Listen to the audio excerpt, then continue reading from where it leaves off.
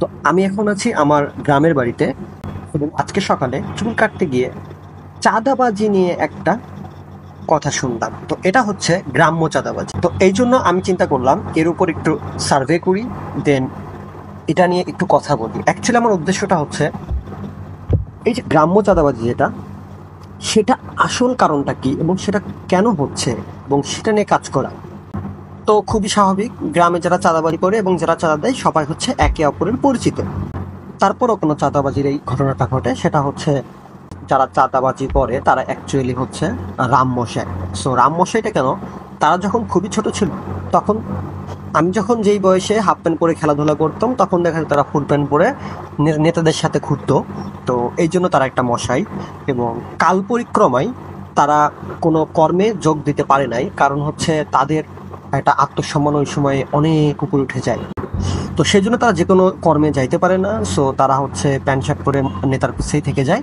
তো কালক্রমে যখন নেতাগুলা চেঞ্জ হয় তখন তারা নিজেরাই নেতা হওয়ার একটা পায়তারা করে এবং এলাকার যে কাজগুলো হয় সরকারি কাজগুলো সেগুলো তারা মাতবরি করে।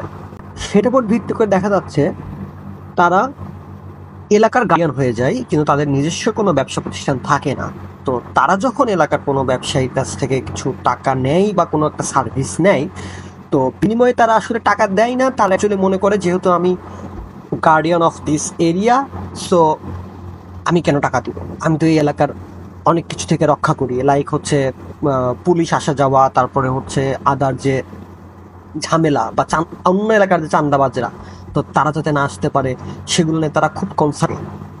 ঠিক নেই, তারা বড় হয়ে যায় কিন্তু কর্ম না থাকায় আমি তাদেরকে বলতেছি তারা হচ্ছে রাম। সো এই রাম মশাইগুলার ছেলেপিলে থাকে, বউ থাকে, নিয়মিত খাওয়া দাওয়াও করতে হয়।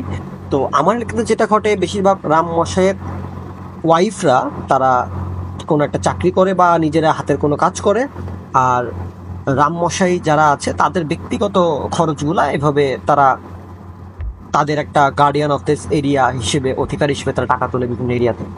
এখন অ্যাকচুয়াল প্রবলেমটা হচ্ছে অ্যাকচুয়ালি তাদের ওই লেভেলে কোনো কর্মসংস্থান না থাকাতেই তারা অ্যাকচুয়ালি এটা করছে। যদিও সেই কর্মসংস্থানটা যদি তৈরি করা যায়, এখানে বড় সমস্যা হচ্ছে তারপরও তারা গার্ডিয়ান অফ দ্য এরিয়াতেই থাকবে নাকি হচ্ছে নিজেরা ওই কাজটা করবে।